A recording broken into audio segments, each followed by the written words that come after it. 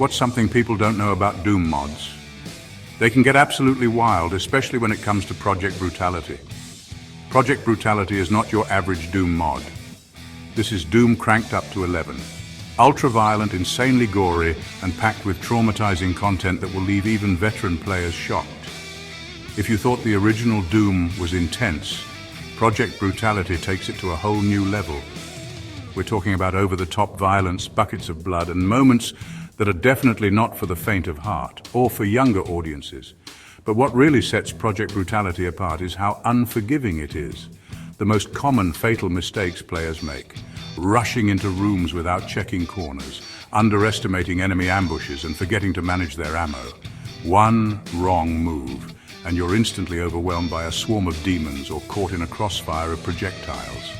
Another deadly error is ignoring the new enemy types and their brutal attack patterns. In Project Brutality, every demon is deadlier, faster, and more aggressive. If you stand still for even a second, you're as good as dead. And when you die in Project Brutality, you don't just fall over. The death animations are as savage as the gameplay itself. Expect to see your Doom Marine torn apart by hellish claws, blasted into chunks by rockets, or reduced to a bloody smear by a charging demon. Limbs fly, blood sprays, and the camera lingers on the carnage, making every mistake feel like a lesson in pain. So, why are there not more people talking about Project Brutality?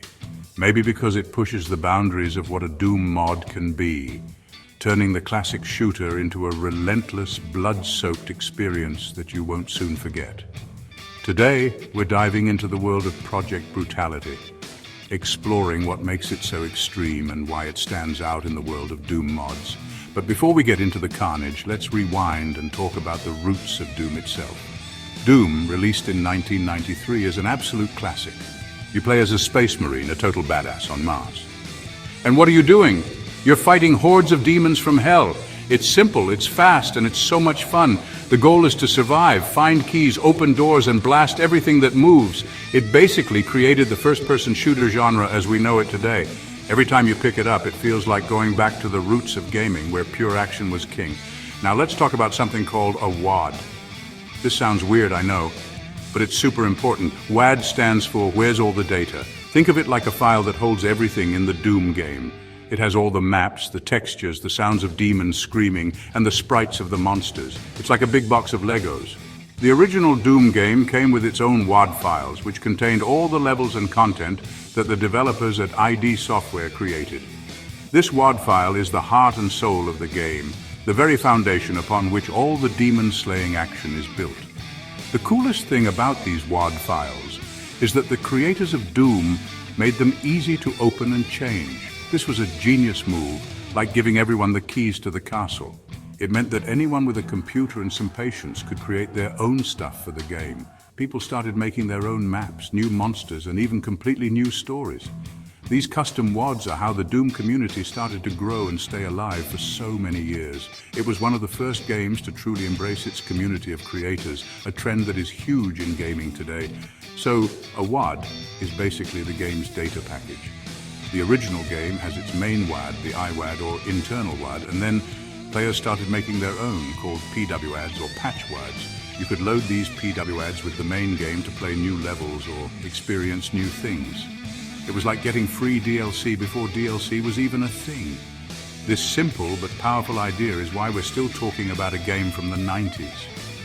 It laid the groundwork for decades of creativity, allowing players to become developers and share their wild ideas with the world. So what exactly is a mod? The word mod is just short for modification, and it does exactly what it says. It modifies or changes the original game. For Doom, mods are the ultimate way to get a fresh experience. Imagine playing the same levels over and over again. It gets boring, right? Mods are the cure for that. They can change almost anything. You can get new graphics that make the game look super modern. You can get new sound effects, so the shotgun sounds even more powerful. Or you can get completely new gameplay mechanics, which is where things get really crazy. Using mods in Doom is actually pretty easy these days, which is awesome. You just need something called a source port. Think of a source port as a modern engine for the old Doom game. It lets you run Doom on new computers with cool features like high resolutions and better controls. Programs like GZ Doom or Zandrunum are super popular source ports. You load the original Doom mod into the source port, and then you just drag and drop the mod file you want to play. It's like putting a new filter on a picture, but instead of a filter, you're adding insane new features to a classic game. Mods can be small, simple changes. For example, a mod might just replace the regular pistol with a laser gun.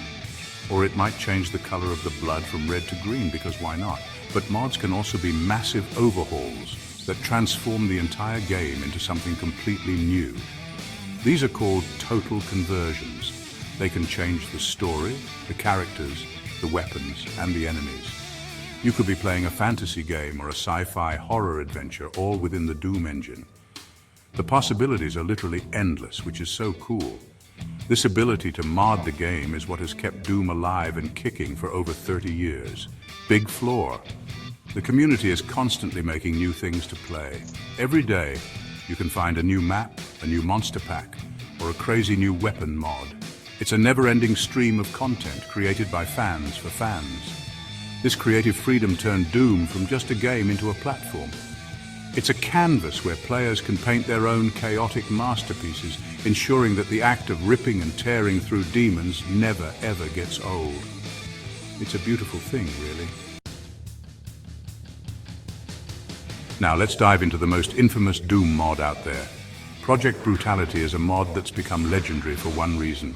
It takes Doom's violence and gore to the absolute extreme. Just hearing the name Project Brutality should give you a hint. This is not your average Doom experience. This isn't just a simple mod with new weapons or maps. Project Brutality is notorious for its graphic violence, relentless action, and over-the-top gore. It builds on brutal Doom, but dials up the mature content with even more blood, guts, and ways to obliterate demons. Imagine Doom after years of hardcore training and a steady diet of pure rage. Project Brutality is that, but with gallons of blood. But what really sets Project Brutality apart is just how explicit and intense it gets. The core gameplay is completely reworked for maximum intensity. You move faster, jump, aim down sights, and perform tactical slides, all while surrounded by non-stop carnage. Every weapon is redesigned with brutal new sounds, animations, and firing modes. The shotgun alone feels like it could tear through steel and the enemies. The plasma rifle literally melts demons into puddles of gore. There are tons of new weapons, including assault rifles, grenade launchers, and even a black hole gun. Yes, a gun that creates a black hole. Just one example of the mod's wild, violent creativity. The enemies are just as extreme. Forget the slow, simple demons from the original game. In Project Brutality, monsters are faster, smarter, and way more aggressive. They'll dodge, leap, and attack in brutal new ways. Imps crawl on ceilings, cacodemons unleash fireball barrages. Every fight is chaos. The action is unpredictable, intense, and always bloody. Standing still is a death sentence. You have to keep moving, dodging, and thinking fast, or you'll be torn apart. But the most infamous part of Project Brutality is its gore system. The mod features extremely graphic gore and fatality animations. You see wounds appear in real time as you shoot enemies. You can blow off limbs and the demons will keep coming covered in blood. Get an enemy weak enough and you can perform a fatality move. Think Mortal Kombat, but even bloodier. Stomp heads, rip off arms, chainsaw demons in half. The violence is extreme and explicit. It's so over the top it can be shocking, even disturbing for some players. Project Brutality is not for kids. The graphic gore and mature content can be traumatizing for younger players. If you're looking for the bloodiest, most intense Doom experience ever, this is it. But be warned, it's as brutal as the name suggests.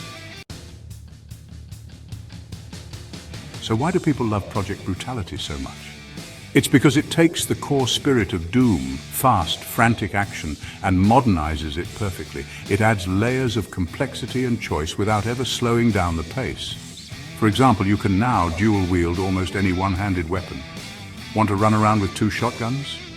You can. 2 plasma rifles, go for it. You can also perform melee kicks, throw grenades, and use special weapon abilities. These options give you so many different ways to approach a fight, making every single playthrough feel unique and fresh. The sheer amount of content is another reason fans are obsessed. The mod doesn't just add a few things, it adds a mountain of them.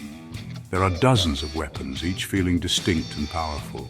The variety of enemies keeps you on your toes, as you never know what new nightmare is waiting around the corner. Players love the feeling of discovering a new secret weapon or figuring out the best way to take down a new, terrifying demon variant. It's a constant sense of discovery and empowerment. You start off feeling powerful, and by the end of a level you feel like a literal god of destruction, wading through rivers of blood and piles of demon parts. Ultimately, Project Brutality is pure, unfiltered fun. It's a power fantasy turned up to the max. It doesn't take itself too seriously. It knows that what players want is to feel like a total badass, and it delivers that feeling in every single moment. The sound design is punchy, the visuals are spectacular, and the gameplay is just pure adrenaline. It's the kind of game you can just turn on and lose yourself in for hours, blasting away demons and watching the glorious, gory chaos unfold on your screen. It's a stress reliever like no other, a true celebration of action gaming. In conclusion, mods like Project Brutality are the reason why a game from 1993 is still one of the most exciting games you can play today in 2025. They show the power of a dedicated community and the timeless appeal of a classic design. Project Brutality has kept the flame of Doom burning brighter than ever, attracting new players who might have missed the original and giving old fans a brand new reason to rip and tear. It's a testament to how creativity can keep our favorite games alive forever, constantly evolving and becoming even more legendary. Brofist.